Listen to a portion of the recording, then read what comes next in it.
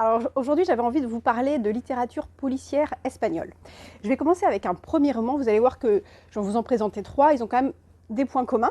Le premier, c'est Ibn Martin, La valse des tulipes, Jacques de Sud.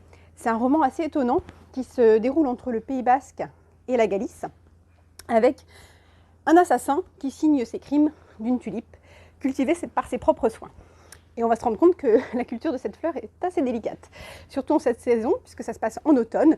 Et on a un roman d'ambiance où on voit la côte basse, puis la Galice balayée par les vents, la tempête.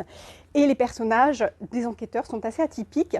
Le premier crime, il s'agit d'une ancienne journaliste qui a eu une liaison pendant des années avant d'y mettre fin avec l'enquêteur local. Donc on va faire appel en fait à des enquêtrices qui ne sont pas de la province. Et ces deux femmes sont assez chouettes. On a une enquêtrice férue de mythologie basque qui a un tatouage sur le cou et une autre qui est fan de surf et qui va à la plage par tous les temps. C'est un polar qui nous mène sur pas mal de pistes. On va voir du côté des trafiquants de drogue, des pêcheurs illégaux et aussi d'un couvent un peu mystérieux. Et ça ouvre sur une réalité sociale assez glaçante, qu'on ne voit absolument pas venir avant le fin mot de l'histoire.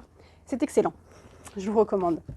J'enchaîne avec Le silence de la ville blanche, qui est également un premier roman. Donc Eva Garcia Sáenz de Urturi, qui est originaire de Vitoria, une petite ville dans le Pays basque espagnol, où se situe tout le roman. Alors, 20 ans plus tôt, dans cette ville, ont eu lieu toute une série de crimes assez affreux qui ont vraiment secoué la population. Et on a arrêté un coupable. L'enquêteur à l'époque a arrêté son propre frère jumeau, qui était une sommité de la ville, puisqu'il présentait une émission sur l'archéologie, l'histoire de la ville, etc., du pays. Et puis, 20 ans plus tard, nous sommes de nos jours et la série de crimes recommence, avec exactement le même modus operandi, qui est assez particulier, puisqu'on y a à chaque fois donc, deux corps, un homme et une femme, nus, avec une fleur de chardon, la main de l'homme qui repose sur la paume de la femme, donc une mise en scène très très particulière dans un endroit de la ville assez symbolique.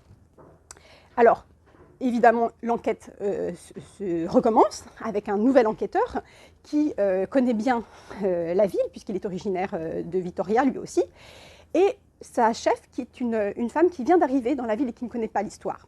Le tandem fonctionne très très bien. L'enquêteur principal donc, est surnommé le Kraken. Et le lecteur sait dès le début qu'il va lui arriver quelque chose, que l'épée de Damoclès est tendue au-dessus de sa tête, puisque dès le début du roman, on sait qu'il a pris une balle, il est en fâcheuse posture.